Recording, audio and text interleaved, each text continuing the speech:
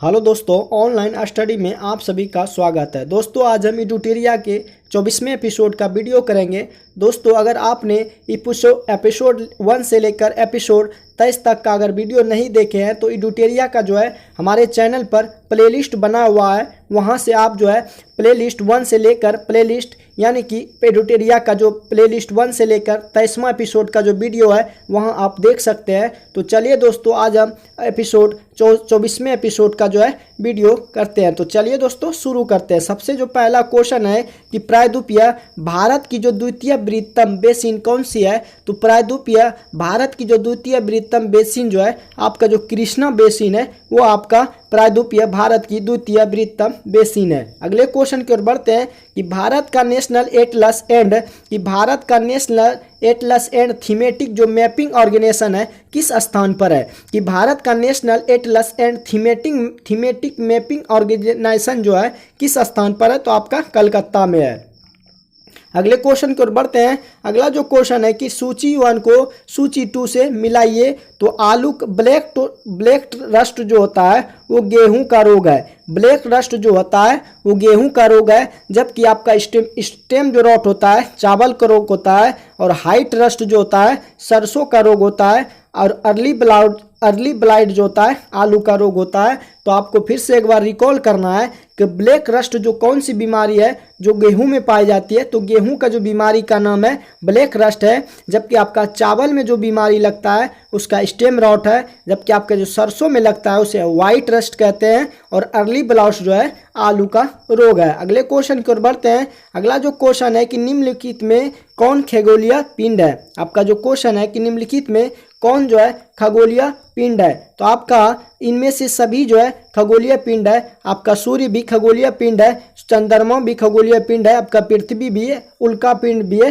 एक खगोलीय पिंड है। अगले क्वेश्चन की ओर बढ़ते हैं कि कोडाई कनाल जो है किस पर्वत श्रृंखला पर स्थित है। कोडाई कनाल जो है किस पर्वत श्रृंखला पर स्थित है। आपका जो पालनी है उस पे दोस्तों आपका कोडाई कनाल पर्वत श्रृंखला स्थित है। अगले क्वेश्चन की ओर बढ़ते हैं। अगला जो क्वेश्चन है कि क्षेत्रफल के अनुसार भारत का विश्व में कौन सा स्थान है। कि क्षेत्रफल के अनुसार भारत का विश्व में जो स्थान है आपका 7वां स्थान है। कि क्षेत्रफल के अनुसार जो है भारत का जो विश्व में कौन सा स्थान है, तो आपका 7वां स्थान है क्षेत्रफल के अनुसार। अगले क्वेश्चन की ओर बढ़ते हैं कि दक्षिण एशिया का सबसे बड़ा जो मरुस्थल है वो कौन सा है। कि दक्षिण एशिया का सबसे बड़ा जो मरुस्थल है आपका थार है। दक्षिण एशिया का सबसे जो बड़ा मरुस्थल है आपका थार है, बिल्कुल सही है। अगले क्वेश्चन की ओर बढ़ते हैं। अगला जो क्वेश्चन है कि भारत के राष्ट्रीय आय में सर्वाधिक जो योगदान है कौन सा स्थान है। कि भारत में के राष्ट्रीय आय में जो सर्वाधिक योगदान है वो तृतीय क्षेत्र के अंतर्गत आता है। तो भारत में राष्ट्रीय आय का सर्वाधिक योगदान जो है किस क्षेत्र का है, तो तृतीय क्षेत्र का है। अगले क्वेश्चन की ओर बढ़ते हैं। तृतीय क्षेत्र में दोस्तों आपका कृषि भी आ जाता है। अगले क्वेश्चन की ओर बढ़ते हैं कि निम्नलिखित में से किसने राज्य को एक आवश्यक बुराई माना है। कि निम्नलिखित में किसने राज्य को जो है एक आवश्यक बुराई माना है। तो आपका टॉमस पेन जो है उसने राज्य को जो है आवश्यक बुराई माना है। तो आपका ऑप्शन बी जो है बिल्कुल करेक्ट है। अगले क्वेश्चन की ओर बढ़ते हैं। अगला जो क्वेश्चन है कि ब्याज की वह दर जो है जिस पर बैंक जो है अपने पसंदीदा ग्राहक को ऋण देती है या देता है कहलाती है। कि ब्याज की वह दर जिस पर बैंक जो है अपने पसंदीदा ग्राहक को ऋण देता है कहलाती है मुख्य ऋण दर कहलाती है। अगले क्वेश्चन की ओर बढ़ते हैं। अगला जो क्वेश्चन है कि रेणुका झील जो है किस राज्य में अवस्थित है। तो रेणुका झील जो है आपका हिमाचल प्रदेश में अवस्थित है। कि रेणुका जो झील है किस राज्य में अवस्थित है, तो आपका हिमाचल प्रदेश में अवस्थित है। तो दोस्तों आपको वीडियो को शुरू से अंत तक जरूर देखना है। अगले क्वेश्चन की ओर बढ़ते हैं कि संविधान सभा के प्रारूप समिति के सदस्यों की संख्या जो थी वो कितनी थी। कि संविधान सभा के प्रारूप समिति के जो अध्यक्ष थे डॉक्टर भीमराव अंबेडकर थे, और प्रारूप समिति के सदस्यों की जो संख्या थी वो आपका 7 जो है बिल्कुल सही है। अगले क्वेश्चन की ओर बढ़ते हैं कि निम्नलिखित में कौन जो है समवर्ती सूची का विषय है। तो निम्नलिखित में कौन समवर्ती सूची का जो विषय है आपका विवाह तथा तलाक जो है वो किसका सूची का विषय है। तो समवर्ती सूची का जो विषय है वो विवाह तथा तलाक है। अगले क्वेश्चन की ओर बढ़ते हैं कि कौन सा अनुच्छेद जो है संसद के सचिवालय से संबंधित है, कि कौन सा कथन जो है, कौन सा अनुच्छेद जो है संसद के सचिवालय से संबंधित है। तो अनुच्छेद 98 यानी कि आर्टिकल 98 जो है संसद के सचिवालय से संबंधित है। अगले क्वेश्चन की ओर बढ़ते हैं। अगला जो क्वेश्चन है कि निम्नलिखित में कौन सा कथन जो है सत्य नहीं है। तो सबसे अधिक उम्र के प्रधानमंत्री जो है लाल बहादुर शास्त्री थे, ये कथन सत्य नहीं है कि सबसे अधिक उम्र के जो प्रधानमंत्री थे वो लाल बहादुर शास्त्री जो थे वो नहीं थे, जबकि तीन प्रथम उप प्रधान जो मंत्री थे सरदार वल्लभ भाई पटेल थे और तीनों प्रधानमंत्रियों की मृत्यु उसके पदावधि के दौरान हुई थी। सभी सत्य है, लेकिन सबसे अधिक उम्र के प्रधानमंत्री लाल बहादुर शास्त्री नहीं थे। अगले क्वेश्चन की ओर बढ़ते हैं कि संविधान के किस संशोधन अधिनियम के तहत जो है, कि संविधान के किस संशोधन अधिनियम के तहत सिंधी भाषा को संविधान के 8वीं अनुसूची में शामिल किया गया, कि संविधान के किस संशोधन अधिनियम के तहत जो है सिंधी भाषा को संविधान की 8वीं अनुसूची में शामिल किया गया था। तो 21वां जो संविधान संशोधन अधिनियम 1969 में हुआ था, उसी अधिनियम के तहत जो है सिंधी भाषा को क्या किया था, संविधान की 8वीं अनुसूची में जोड़ा गया था या शामिल किया गया था। तो आपका ऑप्शन 21वां संशोधन अधिनियम 1969 के द्वारा सिंधी भाषा को 8वीं अनुसूची में शामिल किया गया था। अगले क्वेश्चन की ओर बढ़ते हैं कि राज्यसभा के सभापति एवं उपसभापति से संबंधित अनुच्छेद कौन सा है, कि राज्यसभा के सभापति एवं उपसभापति से संबंधित जो अनुच्छेद है तो आर्टिकल जो 89 है सभापति एवं उपसभापति से संबंधित आर्टिकल है। अगले क्वेश्चन की ओर बढ़ते हैं कि निम्नलिखित में किस राज्य की विधानसभा चुनाव में पहली बार यानी कि इलेक्ट्रॉनिक वोटिंग मशीन ईवीएम का प्रयोग किया गया था, कि निम्नलिखित में किस राज्य की विधानसभा चुनाव में पहली बार इलेक्ट्रॉनिक वोटिंग मशीन यानी कि ईवीएम का प्रयोग किया गया था। तो आपका केरल राज्य में जो है राज्य की विधानसभा में सबसे पहली बार जो है इलेक्ट्रॉनिक वोटिंग मशीन यानी कि ईवीएम का प्रयोग किया गया था। अगले क्वेश्चन की ओर बढ़ते हैं। अगला जो क्वेश्चन है कि विधान परिषद में सदस्यों की संख्या कम से कम कितना होता है, कि विधान परिषद में जो सदस्यों की संख्या कम से कम 40 होना चाहिए, कि विधान परिषद में सदस्यों की जो कम से कम संख्या 40 होनी चाहिए। अगले क्वेश्चन की ओर बढ़ते हैं कि निम्नलिखित में किस मुगल सम्राट का 2 बार अभिषेक हुआ था, निम्नलिखित में किस मुगल सम्राट का जो है 2 बार अभिषेक हुआ था। तो आपका औरंगजेब का जो है 2 बार अभिषेक हुआ था, कि निम्नलिखित में किस मुगल सम्राट का 2 बार अभिषेक हुआ है, तो औरंगजेब का जो है 2 बार अभिषेक हुआ है। अगले क्वेश्चन की ओर बढ़ते हैं। अगला जो क्वेश्चन आपको है कि सूची 1 को सूची 2 से मिलाइए, कि सूची 1 को सूची 2 से मिलाइए।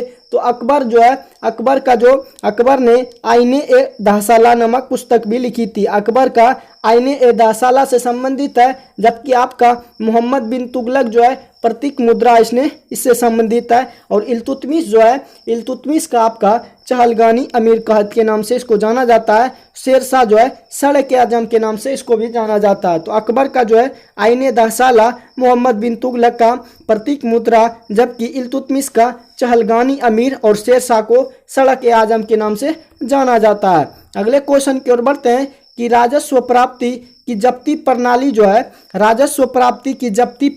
है निम्न में से किसके शासनकाल में प्रचलित थी, कि राजस्व प्राप्ति की जब्ती प्रणाली निम्न में से किसके शासनकाल में प्रचलित थी। तो राजस्व प्राप्ति की जो जब्ती प्रणाली थी वो अकबर के शासनकाल में क्या थी, प्रचलित थी। अगले क्वेश्चन की ओर बढ़ते हैं कि विजयनगर आने वाला प्रमुख विदेशी यात्री निम्नलिखित में कौन पुर्तगाल का नहीं था। तो विजयनगर आने वाला जो प्रमुख विदेशी यात्री निम्नलिखित में कौन जो है पुर्तगाल का नहीं था। आपका जो इटली यात्री निकोलो कांटी जो था वो पुर्तगाली नहीं था। तो आपका ऑप्शन इटली यात्री निकोलो कांटी नहीं था। अगले क्वेश्चन की ओर बढ़ते हैं कि निम्नलिखित में कौन सा कथन सही नहीं है, कि निम्नलिखित में कौन सा कथन सही नहीं है। तो जैन धर्म के 22वें एवं 23वें तीर्थंकर पार्श्वनाथ थे, ये सही नहीं है। जैन धर्म के 22वें एवं 23वें तीर्थंकर पार्श्वनाथ थे, ये बिल्कुल गलत। आपका ऑप्शन डी जो है बिल्कुल आपके क्वेश्चन के अनुसार डी जो है बिल्कुल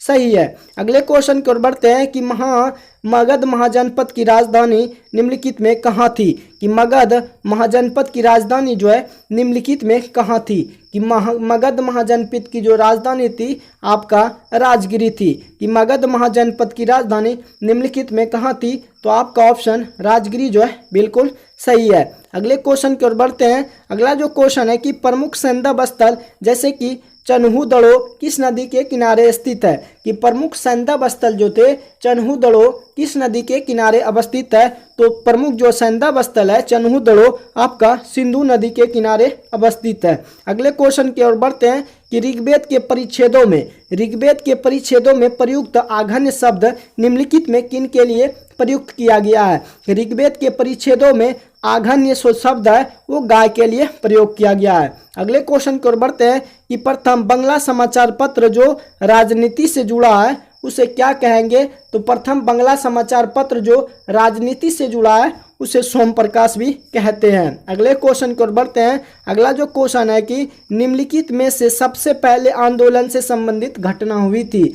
निम्नलिखित में सबसे पहले आंदोलन की घटना जो हुई थी स्वाधीनता दिवस की घोषणा हुई थी। निम्नलिखित में सबसे पहले जो आंदोलन से संबंधित घटना हुई थी वो स्वाधीनता दिवस की घोषणा हुई थी। और नमक सत्याग्रह जो हुआ था 1931 ईस्वी में हुआ था। आपका सविनय अवज्ञा आंदोलन भी 1931 में हुआ था। और प्रथम गोलमेज सम्मेलन आपका 1930 ईस्वी में हुआ था। आपका ऑप्शन कि निम्नलिखित में सबसे पहले आंदोलन से संबंधित जो घटना हुई थी स्वतंत्रता दिवस की घोषणा हुई थी। अगले क्वेश्चन की ओर बढ़ते हैं। अगला जो क्वेश्चन आपके स्क्रीन पर कि फ्लोरेंस नाइटिंगेल ने निम्नलिखित में किसे भारत उद्धारक की संज्ञा दी है? कि फ्लोरेंस नाइटिंगेल ने निम्नलिखित में जो है किसे भारत उद्धारक की संज्ञा दी है? तो आपका जो लॉर्ड रिपन है उसने जो है फ्लोरेंस नाइटिंगेल ने निम्नलिखित में किसे भारत उद्धारक की जो संज्ञा दी है वो लॉर्ड रिपन को संज्ञा दी है। किसने? फ्लोरेंस नाइटिंगेल ने।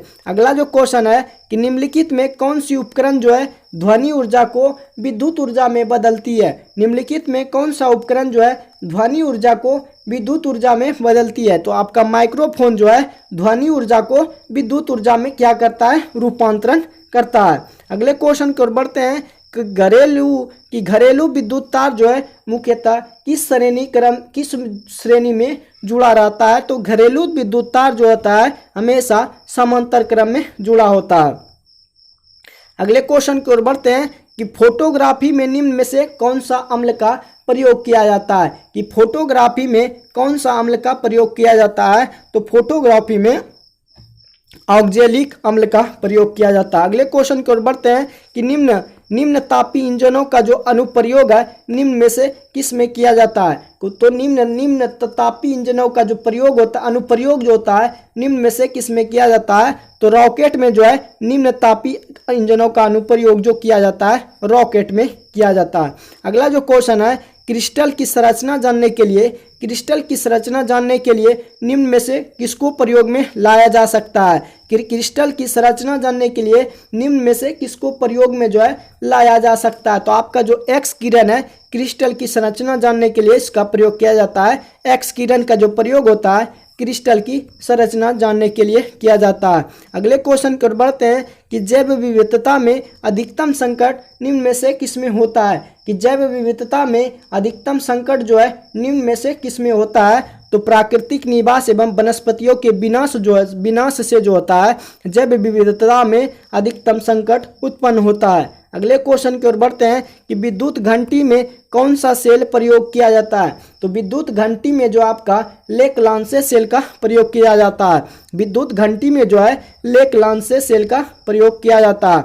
अगला जो क्वेश्चन है कि निम्नलिखित में कौन जो है समंग मिश्रण का उदाहरण है? निम्नलिखित में कौन जो है समंग मिश्रण का उदाहरण नहीं है? तो आपका जो है कि कुहासा जो है समंग मिश्रण का उदाहरण नहीं है। अगले क्वेश्चन की ओर बढ़ते हैं किसी परमाणु के नाभिक की जो त्रिज्या होती है कितना होता है? तो नाभिक के परमाणु की त्रिज्या पूछे तो आपका 10⁻⁻15 मीटर नाभिक के परमाणु की त्रिज्या लगभग इतना होता है, 10 पर पावर -15 मीटर। आपका ऑप्शन डी जो है बिल्कुल करेक्ट है। अगले क्वेश्चन की ओर बढ़ते हैं। अगला जो क्वेश्चन है कि शरीर में रक्त के थक्के को पता लगाने के लिए किस समस्थानिक का प्रयोग करते हैं, कि रक्त के थक्के को पता लगाने के लिए सोडियम 24 का प्रयोग करते हैं। सोडियम 24 का जो प्रयोग करता है रक्त के थक्के को पता करने के लिए सोडियम 24 का प्रयोग किया जाता है। अगला जो क्वेश्चन है कि आधुनिक आवर्त सारणी के आवर्त में बाएं से दाएं जाने पर निम्न में किसका मान बढ़ता है, कि आधुनिक आवर्त सारणी में बाएं से दाएं जाने पर निम्न में से किसका मान बढ़ता है, तो आयनन ऊर्जा का जो मान होता है बाएं से दाएं जाने पर आपका आयनन ऊर्जा का मान बढ़ता है। अगला जो क्वेश्चन है कि निम्न में से खाने वाला सोडा का जो रासायनिक सूत्र होता है, खाने वाला सोडा का रासायनिक सूत्र NaHCO3 होता है। अगर पूछे आपको धोने वाला सोडा, तो धोने वाला सोडा का जो सूत्र होता है Na2CO3 इंटू 10H2O, ये आपका धोने का सोडा होता है। लेकिन खाने का जो सोडा होता है NaHCO3 को खाने का सोडा का रासायनिक सूत्र होता है। अगला जो क्वेश्चन है कि एल्केन श्रेणी का जो सामान्य सूत्र होता है CnH2n+2 जो होता है एल्केन का सामान्य सूत्र होता है। तो आपका ऑप्शन ए जो है बिल्कुल सही है। अगला जो क्वेश्चन है कि क्रायोलाइट जो है निम्नलिखित में किस धातु का अयस्क है। आपका जो क्रायोलाइट है निम्नलिखित में किस धातु का अयस्क है, तो एल्युमिनियम जो है आपका क्रायोलाइट का धातु का मुख्य अयस्क है। अगला जो क्वेश्चन है कि निम्नलिखित में किसे कोशिका के अणुओं का यातायात प्रबंधक कहा जाता है, कि निम्नलिखित में किसे जो है कोशिका के अणुओं के यातायात प्रबंधक कहा जाता है, तो गोल्जी का जो होता है कोशिका के अणुओं को यातायात का जो प्रबंधक कहा जाता है गोल्जी का को कहा जाता है। अगला जो क्वेश्चन है कि निम्नलिखित में कौन सा कथन आरएनए के संबंध में सही है, निम्नलिखित में कौन सा कथन आरएनए के संबंध में सही है, तो इनमें से राइबोसोम नामक शर्करा होती है, इनमें बेस थायमिन की जगह यूरेसिल आ जाती है, यह केंद्रक एवं कोशिका द्रव दोनों में पाया जाता है। तो इनमें से सभी आपका बिल्कुल करेक्ट है। अगला जो क्वेश्चन है कि चुकंदर में कौन सा वर्णीय लवक पाया जाता है, चुकंदर में कौन सा वर्णीय लवक पाया जाता है, तो चुकंदर में आपका जो है बीटानिन पाया जाता है। चुकंदर में कौन सा वर्णीय लवक पाया जाता है, तो आपका बीटानिन बिल्कुल सही है। अगला जो क्वेश्चन है निम्नलिखित में किसमें असूत्री विभाजन होता है, निम्नलिखित में किसमें जो है असूत्री विभाजन होता है, तो आपका जीवाणु में असूत्री विभाजन होता है, नीलहरित शैवाल में असूत्री विभाजन होता है, अमीबा में, तो आपका ऑप्शन डी इनमें से सभी में असूत्री विभाजन होता है। अगला जो क्वेश्चन है कि फ्लाई ऐश प्रदूषण निम्न में से किसमें होता है, तो फ्लाई ऐश प्रदूषण जो है निम्न में से किसमें होता है, तो ताप विद्युत संयंत्र में जो है फ्लाई ऐश प्रदूषण होता है। तो ताप विद्युत संयंत्र से जो है फ्लाई ऐश प्रदूषण होता है। तो आपका ऑप्शन डी जो है बिल्कुल करेक्ट है। चेरनोबिल दुर्घटना निम्न में से किससे संबंधित है, तो चेरनोबिल दुर्घटना जो है नाभिकीय दुर्घटना से संबंधित है। आपका जो क्वेश्चन है कि चेरनोबिल दुर्घटना निम्न में से किससे संबंधित है, तो नाभिकीय दुर्घटना से संबंधित है। तो दोस्तों इडोटेरिया का जो है आपका प्रैक्टिस 24वें एपिसोड का जो है वीडियो समाप्त होता है। अगर आपको ये वीडियो अच्छा लगे तो वीडियो को लाइक शेयर अपने दोस्तों के साथ शेयर जरूर कीजिएगा। बाकी मिलते हैं नेक्स्ट एपिसोड में। आज के लिए बस इतना ही। जय हिंद।